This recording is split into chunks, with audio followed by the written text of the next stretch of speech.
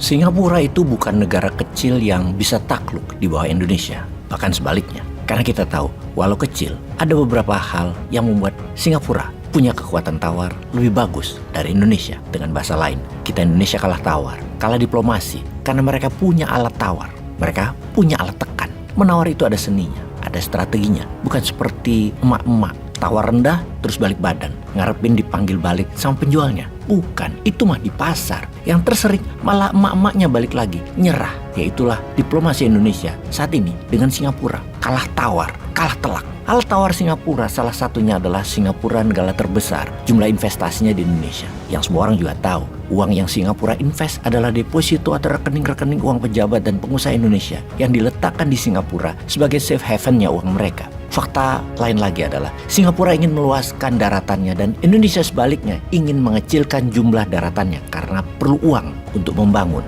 atau Indonesia perlu uang untuk membayar hutang. Jadi sekarang Indonesia membolehkan lagi ekspor pasir laut setelah 20 tahun lamanya Indonesia menghentikan penjualan komoditas alam yang jumlahnya terbatas tersebut. Aturan baru itu juga memperbolehkan ekspor pasir laut baik oleh korporasi lokal maupun asing.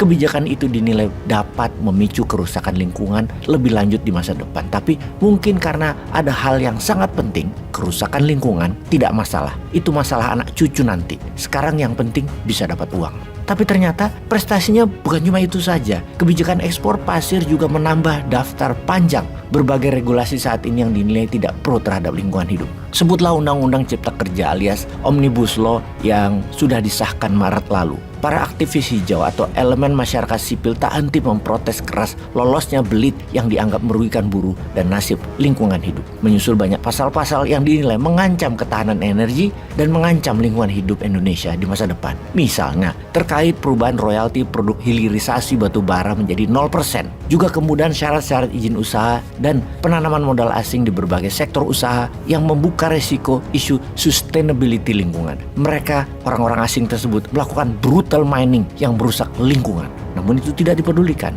Kita juga sudah sering diinfokan. Salah satunya info oleh New York Times misalnya, yang pernah melaporkan pada Maret 2010, setidaknya ada 24 pulau kecil telah hilang dari wilayah Indonesia sejak 2002 sebagai dampak langsung dari terjadinya erosi yang dipicu oleh tindakan ilegal penambangan pasir laut. Indonesia pun akhirnya memutuskan melarang ekspor pasir laut pada tahun 2003, diikuti Malaysia pada tahun 2018 karena sebab yang kurang lebih mirip, isu lingkungan dan perbatasan wilayah yang hilang. Yang mengenaskan, harga pasir laut yang diekspor juga saat ini semakin murah. Pada tahun 2007 lalu, harganya masih sekitar $20 per metrik ton. Lalu sekarang harganya cuma $5 per metrik ton, atau sekitar 75 ribuan rupiah saja. Jadi sebuah pertanyaan ketika kebijakan pembukaan lagi ekspor pasir laut dilakukan di saat harga begitu murahnya, setara 75 ribu rupiah per metrik ton, dengan kembalinya masuk Indonesia dalam deretan pengekspor pasir laut, dengan harga pasir laut bisa semakin murah ini, alias obral besar-besaran, kenapa murah amat sih? Kenapa nggak pakai harga $20? Kalah tawar lagi ya? Peace.